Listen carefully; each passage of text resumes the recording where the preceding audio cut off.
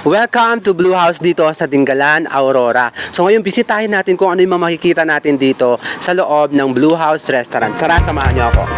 Halika na ating libutin ang ganda ng Aurora. Sumama ka.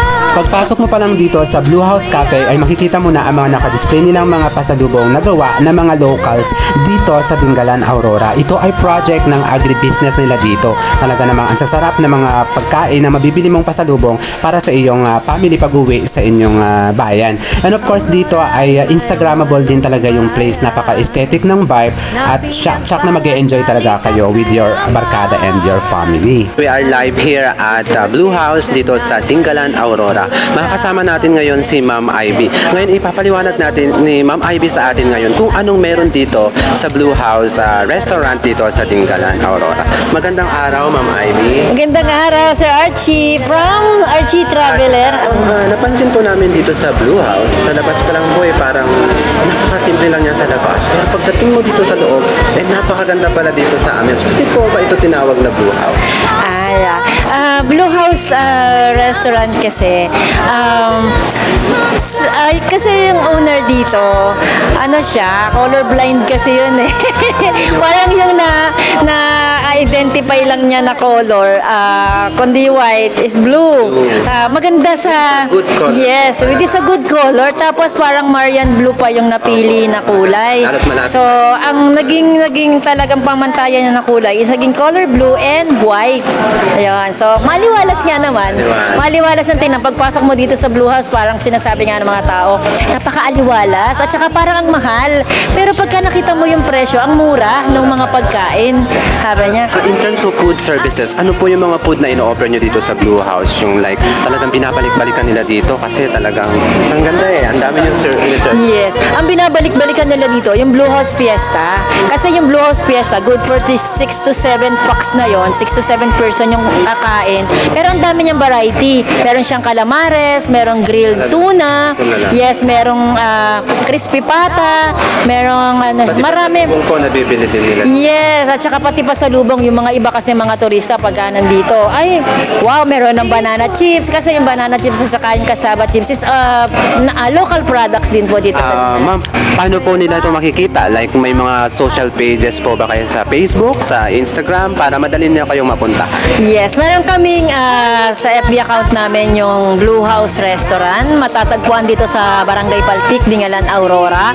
And ang number po namin mamaya makikita ninyo din sa mga flyers namin. Meron kaming mga nakalagay na numbers para po just in case po na meron kayong order, pwede naman kayo mag-pre-order dito sa amin. I mean, kung gusto nyo magpa-prepare ng Blue House Fiesta kasi medyo matagal nga lang ng konti lutuin dahil nga marami siyang variety, pwede naman po kayong tumawag at mag-order na sa amin ng una pa lang.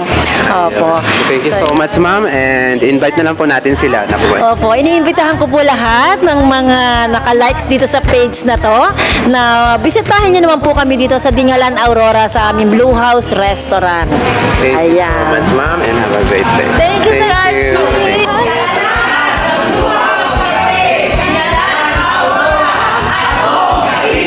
Ng mayamang kultura. At sinimulan na nga namin ang aming lunch break dito sa Blue House Restaurant dahil napakakasarap talaga ng mga hinanda nila sa amin na platter. Ito talaga yung laging in-order ng mga group of friends or family na pumupunta dito sa Blue House dahil talagang lahat ng mga menu nila dito, lahat ng mga binabalik-balikan na lasa ng pagkain nila dito ay nandito lahat sa isang platter na ito. Parang talagang all in, pinagsama-sama nila dito sa murang halaga lamang. Dahil sa sobrang sarap na mga pagkain hinanda nila sa amin ay hindi ko na ipapakita sa inyo guys kung paano namin naubos ang mga ito dahil talaga grabe, makikita mo talaga kung sino yung pinakamatibay talaga na iwan dun sa mesa dahil kami talaga ay sobrang busog na busog kami dahil sa sarap na mga food na na-prepare nila sa amin. Maraming salamat talaga sa Blue House Restaurant sa inahanda nilang pagkain sa amin. So kaya naisipan namin na umakyat dito sa kanilang Prayer Mountain. Ito ay malapit mismo sa Blue House Restaurant. Kaya kapag gusto nyo nga magpahinga dito or pagkatapos nyo kumain na gusto nyo matunaw dahil sa sobra, ayan, yung isang kasama namin dito sa team Siliwaliw TV ay hindi na rin talaga niya kinaya yung pag-akyat dun sa hagdan. Kaya dito siya ngayon na gumagapang na. Pero good thing ay nakaya naman nilang umakyat dito sa Prayer Mountain. Napakaganda ng lugar na ito dahil talagang naalagaan nila yung mga tanim dito, mga puno, naka-well landscape din siya, and of course makikita mo talaga na mayroon sila ditong area kung saan pwede kayo mag-heal or mag-pray kapag lalong-lalo na siguro kapag summer, napakarami sigurong tao ditong pumupunta. Ito siya, may makikita rin kayo ditong mga sculptures or mga pwede nyong muni-muni kasama ang iyong family. Ayan, dito talaga yung area kung saan makikita mo na tuwing siguro mahal na araw, mayroon siguro sila ditong mga visitor na pumupunta dito. And makikita mo rin na may mga cottage dito na malapit na pwedeng pagpahingahan. Talagang dinadayo din itong lugar na ito.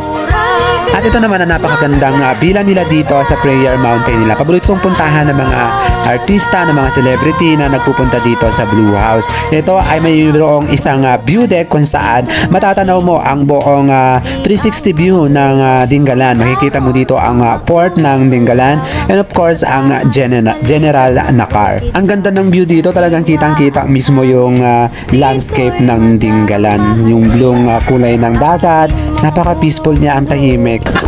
So yun lang guys, and maraming salamat sa pagsama sa amin dito sa Blue House dito sa Dingalan, Aurora. Na-enjoy kami lahat at inakit namin tong parang prayer area nila dito. Inakit namin parang Ermita Hill din siya. So napakaganda dahil makikita mo talaga yung 360 views ng both sides ng Dingalan. Dun sa Featherport matatanaw mo dito, and matatanaw mo rin dito sa kabila yung General Nakar, Quezon Province. So talagang ang ganda niya, may-relax po talaga kayo kapag pumunta kayo dito sa Blue House dahil pag busog na kayo, dapat talaga akyatin nyo to dahil talagang saktong-sakto yun para ma-digest yung kinain nyo. But anyway, maraming salamat sa pagsama sa amin today, and magkita-kita ulit tayo dito sa Dingalan. Kultura'y mayaman, talagang naiiba. Patutubong